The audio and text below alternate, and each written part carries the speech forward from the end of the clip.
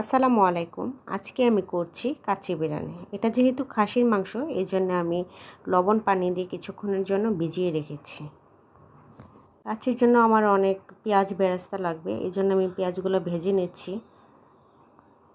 মাংসটা প্রায় 1 ঘন্টার মতো ভিজানো হয়ে গেছে। এখন আমি ছেঁকে নিচ্ছি। একটা তাওয়াল দিয়ে পানিগুলো মুছে নিচ্ছি। এখন আমি একে একে করে সব মশলাগুলো অ্যাড করছি। এখানে লবণ দিয়েছি, অবশ্যই টক দিয়ে দিতে হবে, টক দই দিয়ে আমি মিশিয়ে আবার কিছুক্ষণের জন্য ডেকে রেখে দিব। এখানে আমি কিছু মশলা নিয়েছি, কাজু বাদাম, পোস্তদানা, জয়ত্রী, জায়ফল, এলাচ, দারুচিনি। এখানে দিয়েছি এলাচ, রসুন বাটা, আদা বাটা। মাংসটা যেহেতু আমি আর কাঠি দিয়ে নাড়াচাড়া করব না, এই জন্য আমার হাত দিয়ে ভালো করে মিক্স করতে হবে। যত ভালো মিক্স করা হবে তত ভালো হবে। 1 চামচের মতো মরিচের গুঁড়া দিয়েছি, ধনিয়ার গুঁড়া, জিরার গুঁড়া দিয়েছি, কাবাব চিনি, শাহি জিরা আর পেঁয়াজ বেরেস্তা। এখন আবারও হাত দিয়ে মিক্স করে নিব।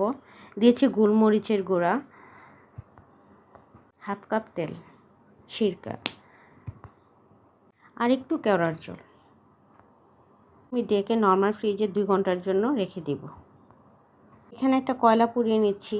এখানে একটু ঘি দিয়ে আমি মাংসটার মধ্যে ডেকে রেখে দিব যেন সুন্দর একটা গ্রান আসার জন্য।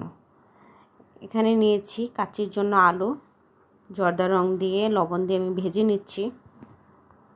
বাসমতি চাউল নিয়েছি 1 কেজি, ভালো করে ধুয়ে পরিষ্কার করে আধা ঘন্টার জন্য আমি এটা ভিজিয়ে রেখে দিব। এই তো আধা ঘন্টা পর এখন আমি একটা চুলায় পানি বসিয়ে নিয়েছি। এখানে দিয়েছি শাহি জিরা, এলাচ, দারুচিনি, গোলমরিচ আর লং দিয়ে তেল দিয়েছি, লবণ দিয়েছি, ভালো করে ফুটিয়ে এখন আমি চালগুলো অ্যাড করে দিব। 10 থেকে 12 মিনিটের মতন আমার এটা লেগেছে সেদ্ধ হতে। আমি হাফ সেদ্ধ করেছি। এটা যেহেতু আমার 1 ঘন্টার মতো দমে থাকবে, এজন্য আমার চালটাকে হাফ সেদ্ধ করলেই এনাফ। এখানে দিয়েছি বেরেস্তা, আগের থেকে ভেজে রাখা আলু,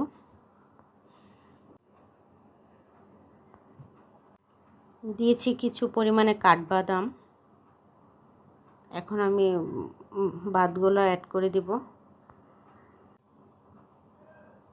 আমি 2 লেয়ারে দিব এখানে।